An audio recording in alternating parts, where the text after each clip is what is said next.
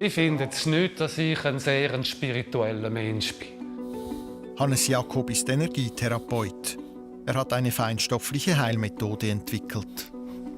Für den Durchschnittszuschauer wird es ziemlich esoterisch tönen. Ja, aber wir sind nicht nur Fleisch und Knochen. Hannes Jakob hat schon Tausenden von Menschen geholfen. Auch mir.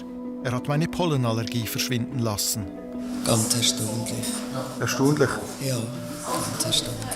Der Hausarzt hat es ja nicht glauben. Hannes Jakob möchte seine Fähigkeiten wissenschaftlich untersuchen lassen. Bisher erfolglos. Das haben mir schon Wissenschaftler gesagt, auch sogar Chefs. Ich darf jetzt eben nicht sagen, wer. Die sagen, mich interessiert es und ich schaue mit dir weiter, aber du darfst es dem und dem nicht sagen. Seinem Erfolg als Heiler tut es keinen Abbruch. Ja, Tatsache. Wenn alle denken, das läuft nicht schlecht, das Geschäft allweg. Ja.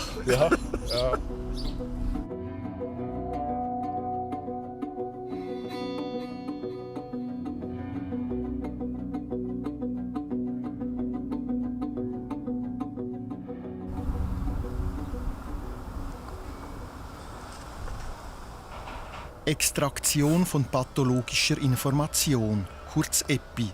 So nennt sich die Heilmethode, die Hannes Jakob erfunden hat. 2 kurze Behandlungen wenige Tage nacheinander reichen in der Regel für eine Verbesserung oder gar Heilung. Du hast einerseits eine Laktoseintoleranz und andererseits eine leichte Allergie auf Nickel. Okay. Und hat es denn zuerst mal etwas gebracht? Sehr, ja. Also wir haben auch beides zuerst mal behandelt. Und ich hatte vorher starke Blähungen vor Laktose. Und ist mir auch leicht schlecht geworden und aufgestoßen. Und jetzt nach der ersten Behandlung war es nur noch leicht zu glucksen. Und sonst gar nichts mehr. Und das Geld hat mich auch noch, also der Nickel hat mich nur noch leicht gebissen und nicht mehr so fest wie vorher. Bei den Statistiken haben wir 2 Gruppen. Eine Gruppe ist nur Lebensmittelintoleranzen und Allergien. Und dort haben wir 90 oder 91% Erfolgschancen, Besserungen oder weg. Und bei den gemischten Pathologien, da geht es von den Hämorrhoiden oder Koliken bis zur Migräne, dort sind wir um die 80% von Leuten, wo es entweder weg ist oder die Verbesserungen haben. Und da sehen Sie, da haben wir die ganzen Allergen, da haben wir alle verschiedene Blumen, von Pollenblumen. Da haben wir Bäume, Birken und da ist Birke, was ist das wieder weg? Tasle, genau, ja. Dann haben wir immer einen Sack voll Heu, wo die Leute gerade den Kopf reinstecken müssen, dann weiss man, ob sie sauber sind. Etwa so, ja. Jetzt auf den Frühling ist das schon etwas, das oft die Leute plagt. Ja. Den meisten von ihnen könne er helfen, sagt Jakob. Behandelt werden sie hinter diesen Stellwänden, einer nach dem anderen. Die Philosophie hinter seiner Methode: Pathologien, also Krankheiten, seien als Informationen in uns gespeichert, auf einer feinstofflichen Ebene. Diese Informationen versetze er in Schwingung und massiere sie sozusagen heraus. Voilà, Madame. Wenn etwas ist, können Sie sich melden. Gell? Ja, danke. Es gibt für alle unsere Pathologien eine Ursprungsinformation. Also wir suchen die Anfangsinformation von jetzt zum Beispiel eine Allergie oder eine chronische Hämorrhoide. Das ist gleich. Welche Pathologie ist, hat immer eine Information. Und die suchen wir. Und wenn wir sie verwünschen, dann putzt das Zeug fort. Es hat Therapeuten, die spüren, wenn es sauber ist, ich ersetzt. Andere wissen es einfach. Jeder hat seine eigene Kommunikation mit dem Feinstofflichen.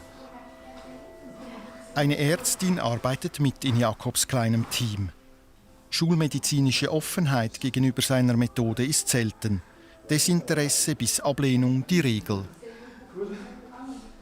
Moi, c'est l'idée d'être ouvert. Et si quelqu'un va mieux, Wir sollten offen sein. c'est ça qui compte. Wichtig ist doch, ob es jemandem besser geht. Auch wenn wir es mit unserer westlichen Medizin nicht verstehen und erklären können. Ich sehe keinen Gegensatz zur Schulmedizin. Wenn diese Methode als Ergänzung etwas beitragen kann, wieso nicht? Quelque chose de plus, pourquoi pas? Oui. Voilà. Trotzdem, für mich klingt das alles ehrlich gesagt reichlich esoterisch. Und ich hätte diesen Film wohl nicht gemacht, wenn mich Jakob nicht verblüfft hätte, indem er meine Pollenallergie verschwinden ließ. Wer ist dieser Mann, der mit seiner oft saloppen Art bisweilen eher grobstofflich wirkt? Botenfachschuhe gemacht. Ja, ich kann noch Gnocchi aufwärmen aus dem Säckchen. Das ist gut, he? 4 Jahre studiert. Gut. Bevor er als Heiler in Erscheinung trat, ist Hannes Jakob als Erfinder aufgefallen. So sorgt er zum Beispiel mit einem speziellen Schuh, einem sogenannten Gleitschuh, für Furore. Der Schweizer Hannes Jakob ist der Erfinder des Gleitschuhs und wie schon beim Snowrunner Cup in Engelberg in der Schweiz war er außer Konkurrenz als Vorläufer auf der Piste. Ein Schuh für die Skipiste. Diese Erfindung setzte sich nicht durch. Er ließ sich allerdings nicht entmutigen und erfand zum Beispiel auch eine Maschine, die zu Werbezwecken Logos in Sportplätze mähte. Jakob ist ein Adoptivkind, das im Kanton Appenzell aufwuchs. Eine oft lieblose und darum nicht besonders glückliche Zeit sei das gewesen. Mit 16 zog er in die Romandie, wo er zuerst die Handelsschule und später die Hotelfachschule machte. Er blieb in Neuchâtel hängen, lernte seine spätere Frau kennen und gründete eine Familie.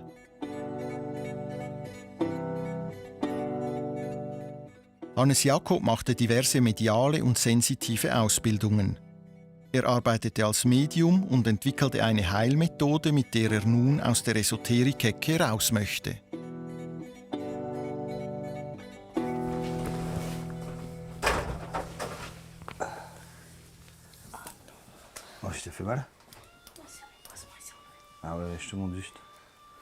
Dennis, 14, leidet an einer seltenen fortschreitenden Muskelerkrankung namens DMD. Seine Bewegungsfähigkeit nimmt ständig ab und er hat chronische Schmerzen.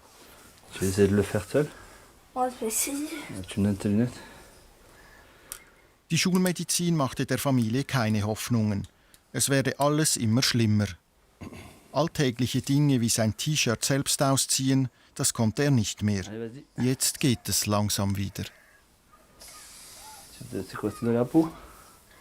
Denn seine Großmutter stellte vor einigen Monaten den Kontakt zu Heiler Jakob her.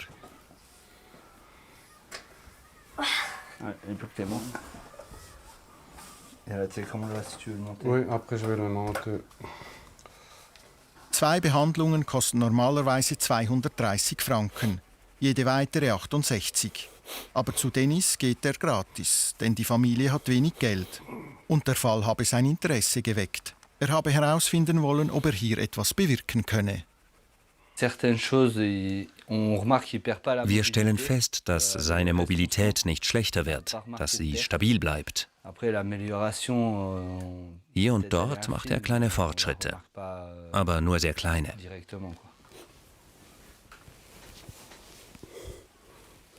Ça va avec les jambes? Je te l'amène plus, le bras il va? La jambe elle est cool? Er verspreche einem Patienten nie Besserung oder gar Heilung, sagt Jakob. Denn er wisse im Voraus nicht, ob und wie viel passiere. Und er habe auch keine Erklärung dafür, wieso es bei gewissen Menschen klappe und bei anderen nicht.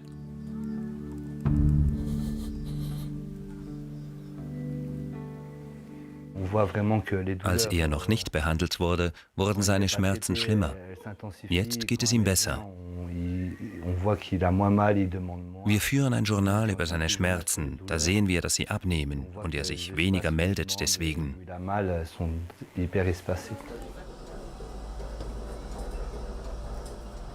Ein Pfleger unterstützt die Familie.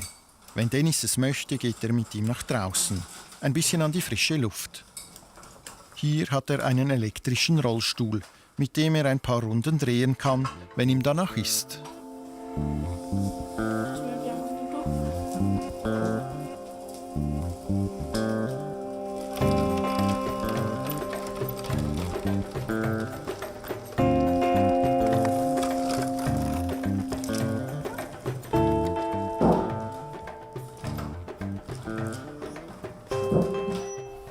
Wegen der Behandlung habe ich weniger Schmerzen. Wie fühlst du dich? Gut. Kaum noch Schmerzen zu haben, das ist für Dennis eine neue Erfahrung. Eine spürbare Verbesserung seiner Lebensqualität. Ils veulent voir avant?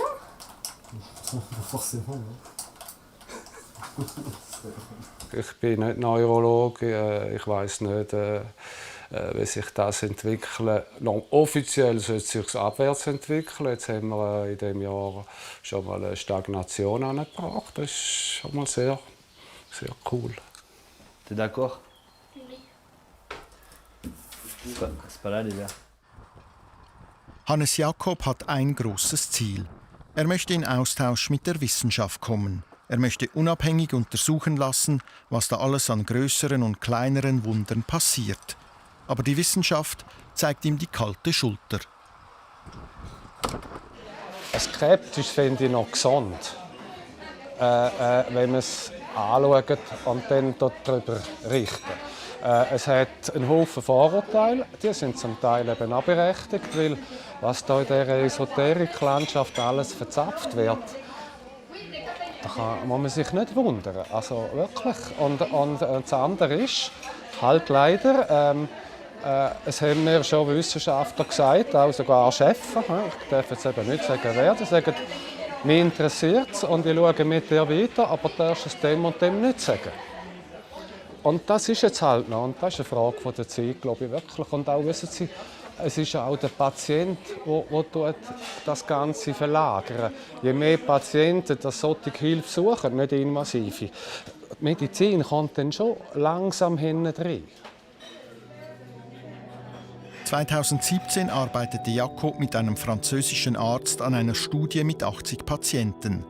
Vor der Publikation zog sich der Arzt allerdings zurück. Er schrieb Jakob, er habe methodologische Bedenken. Vor allem aber störten ihn die, Zitat, außergewöhnlichen Resultate. Die Resultate sind so hoch, dass der Arzt gesagt hat, ich kann das nicht sagen, ich werde diffamiert. Und da sind 1,5 Jahre Arbeit ab. Resultate, die zu gut waren, um publiziert zu werden. Eine von vielen Frusterfahrungen für Jakob.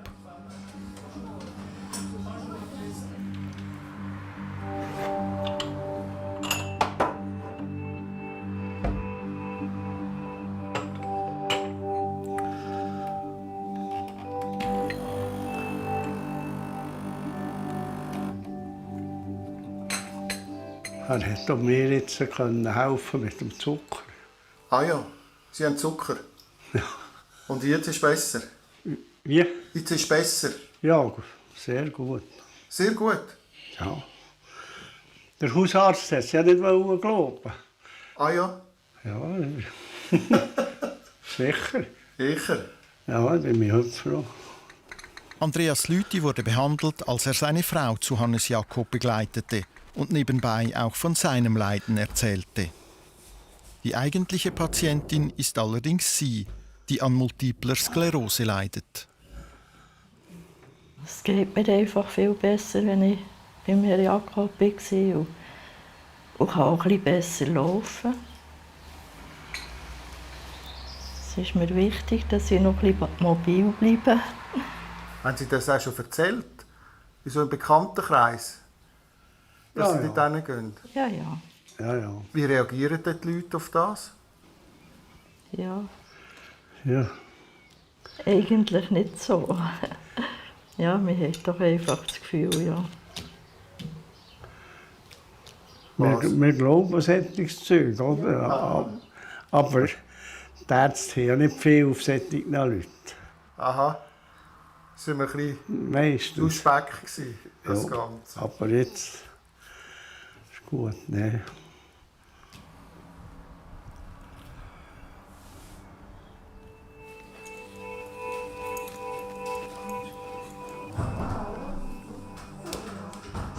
Heute ist Hochbetrieb in Hannes Jakobs Praxis.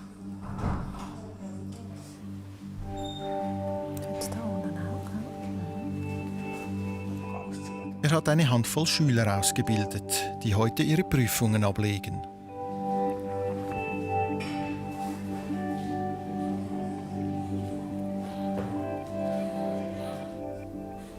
Jakob kontrolliert Dinge wie ihre Handtechnik. Nicht ganz so einfach ist indes die Bewertung der feinstofflichen Arbeit.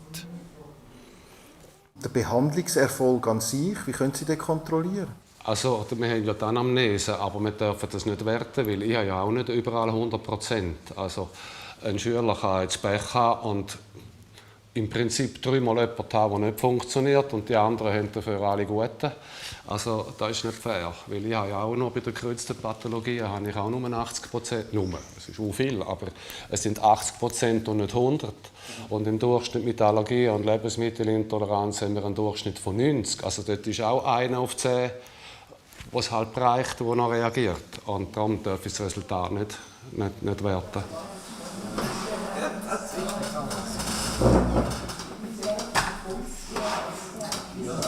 Nicht loslassen.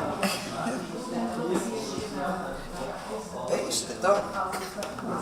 Wunderbar. Oh. Wie geht es Ihnen denn jetzt? Mir sehr gut. Es fit, ja.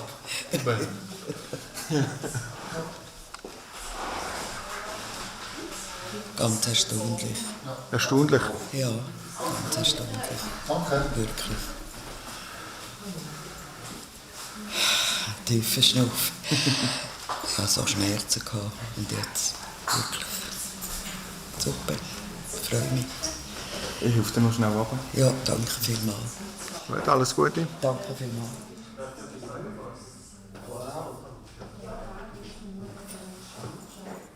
Seine Methode sei lernbar.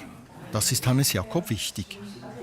Voraussetzung sei allerdings eine sensitive Begabung und eine entsprechende Ausbildung. Franziska Rinderli hat beides. Für mich ist es wie ein Zusammenspiel. Vom Klient und mir. Und manchmal harmoniert es. Und manchmal halt nicht. Ja. Es ist so im Leben. Also es ist so, wie wenn Sie zu einem Arzt gehen. Oder, ja, entweder ist er sympathisch oder nicht. Und wenn er nicht sympathisch ist, dann ist vielleicht auch die Heilungschance geringer. Ja, aber seine Tabletten sollten ja gleich funktionieren. Dann. Ja, aber das geht ja nicht nur ums Medikament, und das hat ja auch viel mit der Psyche zu tun. Die Prüfungen sind vorbei. Nun werden die Patientenblätter ausgewertet. Wie vielen geht es besser, wie vielen nicht? Osteoporose, Knieschmerzen. Nachher haben wir die üblichen Allergien und so, die haben immer sehr gute Noten. Arthrose haben wir, Prostatavergrösserungen, der muss nicht mehr so viel aufs WC jetzt. Da haben wir einen Bypass, einen wahnsinnigen Durchfall, hat abbessert. Neurodermitis haben wir wieder, die hat riesige Verbesserungen da.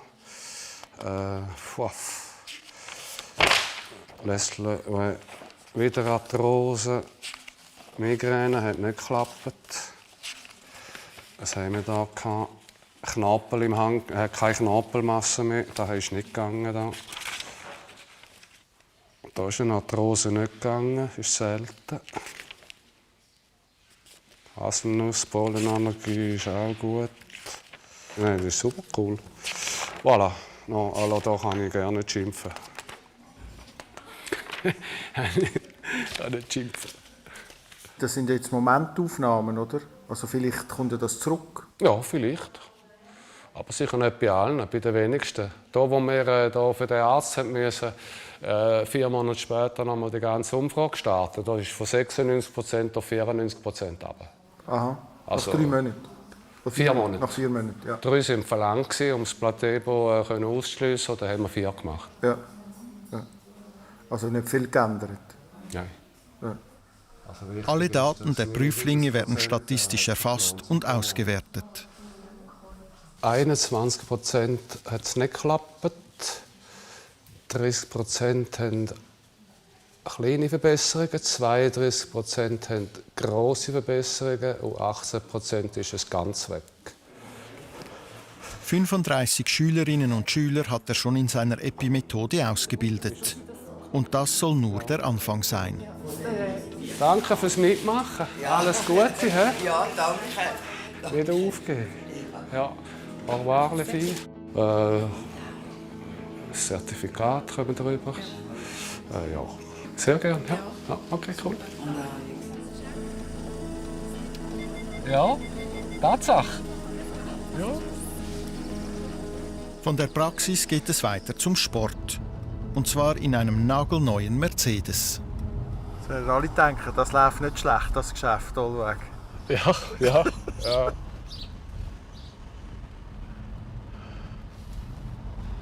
Ist das so? Verdienen Sie gut?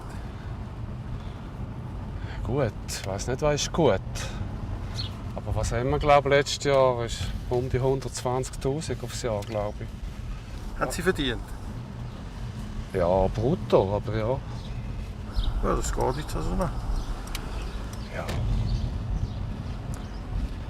Ja, wenn nicht der Unfall gewesen wäre, aber die Versicherung hätte ja nicht so einen Schlitten.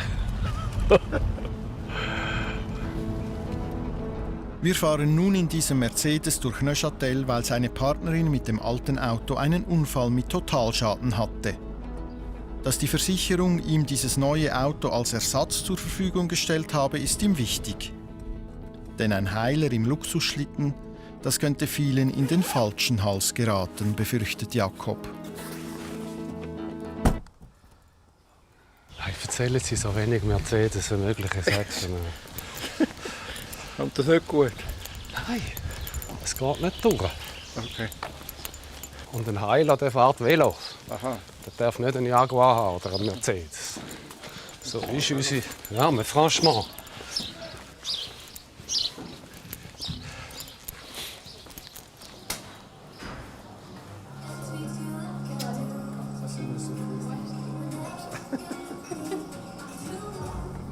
Hannes Jakob ist geschieden und hat 2 inzwischen erwachsene Kinder.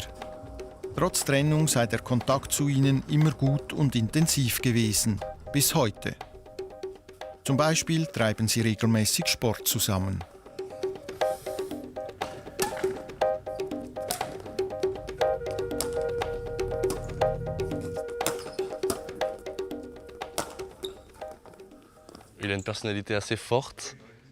Er hat eine ziemlich starke Persönlichkeit und ist überzeugt von seiner Meinung. Er ist sehr engagiert bei allem, was er macht. Er steckt seine ganze Energie rein. Als Vater war er immer super. Wir spielen viel Badminton zusammen oder Tennis, zum Vergnügen. Heute sind die Kinder stolz auf den ungewöhnlichen Vater. Als sie noch kleiner waren, haben sie allerdings nicht an die große Glocke gehängt, womit er sein Geld verdient.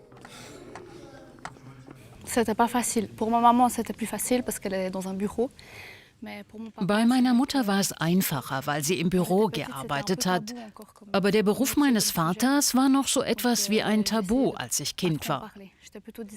Darum war ich da eher diskret. Inzwischen hat sich die Gesellschaft verändert und ich wurde auch älter und habe kein Problem mehr damit, darüber zu reden. Die Väter der anderen Kinder waren Ärzte, Anwälte, Mechaniker. Medialität und Heilung, über diese Themen ist weniger bekannt. Haben Sie das mitbekommen? Ja, auf jeden Fall. Ja. Und auch, wir haben auch von daheim aus denen gesagt, das ist überhaupt keine Verpflichtung unsererseits. Das ist richtig, wenn sie mit dem so umgehen und das tief behalten. Wie viele Leute ist das? Damals bin ich auch noch in der Zeitung, weil ich mit Verstorbenen geredet habe, solche Versuche aufgezeigt habe. Und das ist in der Zeitung gekommen. Und dann heisst es, 10-Jährige, ja, dein Papi redet mit den Toten. Das ist schwierig für ein Kind. Und das ist unterstützt von daheim, dass man da nicht pushen und dass die Kinder so viel Ruhe haben wie möglich.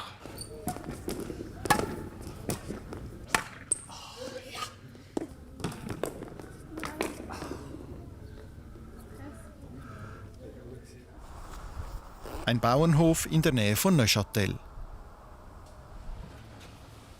Olivier Rötisberger bewirtschaftet den Betrieb und wurde vor 2 Jahren mit einer ungewöhnlichen Bitte konfrontiert.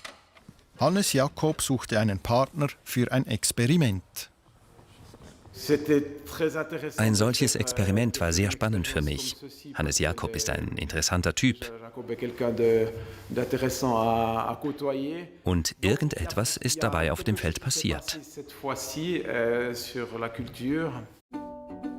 Auf 2 seiner Felder, die direkt nebeneinander liegen, sollte er unterschiedliches Saatgut säen. Normales und solches, das Jakob und seine Schüler energetisch behandelt hatten. Der Landwirt versichert, die beiden Felder seien absolut identisch gewesen. Bei der Ernte waren schließlich alle gespannt, ob sich ein Unterschied nachweisen ließe, was am Ende tatsächlich der Fall war. Das energetisierte Saatgut brachte 17% mehr Ertrag pro Quadratmeter als das normale. Haben Sie eine Erklärung dafür? Ich nicht. Ich denke, man müsste nun noch mehr solche Experimente bei anderen Landwirten machen, um zu sehen, ob das nur Glück gewesen ist.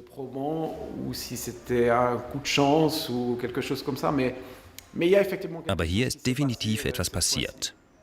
Ich finde das eine gute Sache. Und manchmal denke ich, es ist schwerer, etwas Gutes zu machen als etwas Schlechtes. Darum Chapeau, dass Sie es schaffen, etwas Gutes zu tun.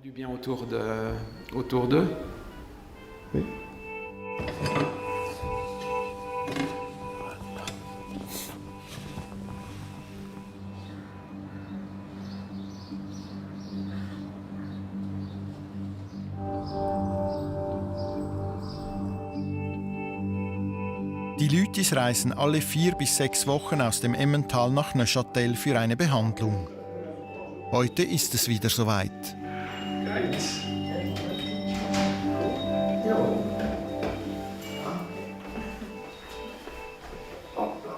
Wie ist es gegangen, die Tage? Ja. Wie ist es gegangen, die Tage? Schwierig? Ja, gut. Ist gut gegangen, oder? Okay. Und Ihre Scheiche? Das ist nicht gut. Nicht gut? Der Link ist ein bisschen kleiner. He? Ja, das schauen wir dann nachher. Dann kümmere ich mich jetzt um die Frau. Nein, eins ist gut, der Zucker ist sehr gut. Immer noch? Nein, sicher. Ja, super. Nein, der Arzt schon ein bisschen mal. Und der Doktor? Das ist sehr gut. Okay. Beatrice Lüthi erwartet keine Heilung. Das Ziel sei vielmehr, trotz MS-Erkrankung möglichst lange gehen zu können.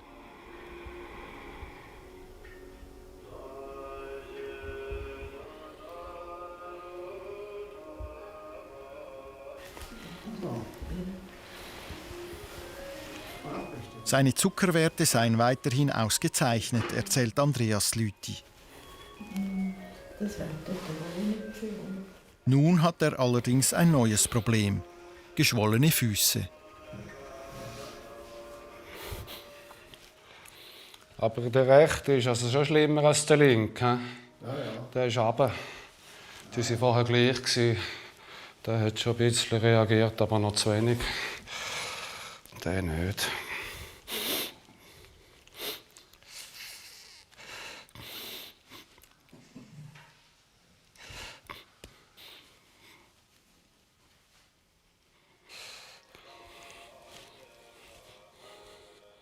So. Gut. Das sagen Sie mir dann, wie gut das ist. Ja. Wir hoffen. Ja. Nützt der. Dann wünsche ich Ihnen einen schönen Sommer. Ja, merci euch. Und dann hören wir uns, wie das läuft im August. Ist gut. Cool. He? Schönen Tag und danke für alles. Wie geht es Ihnen jetzt? Ja, also ich kann schon nicht im Moment besser laufen, aber es geht mir gut, ja. Ja. Jetzt kommen Sie im August wieder? Ja. Gut. Schönen Tag. Merci. Wiedersehen. Bei der Frau Lüthi, wo das linke Bein am schwierigsten ist, das kommt einfach wieder besser mit.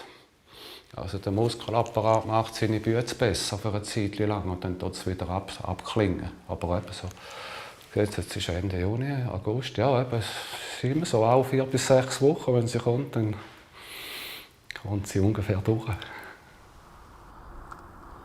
Lenzburg im Kanton Aargau.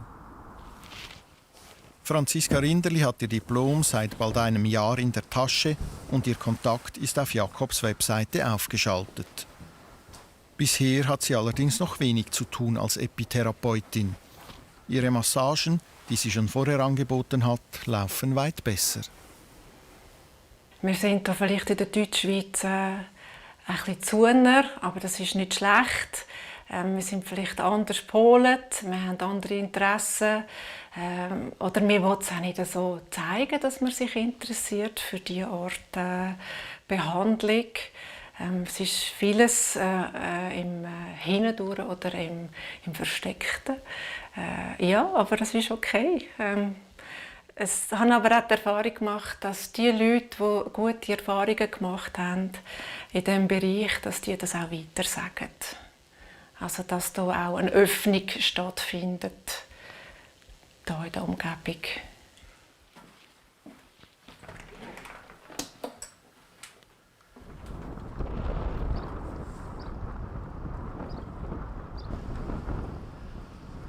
Hannes Jakob wünscht sich derweil, dass die Wissenschaft endlich anfängt, sich für ihn und sein Wirken zu interessieren und seine Resultate kritisch überprüft.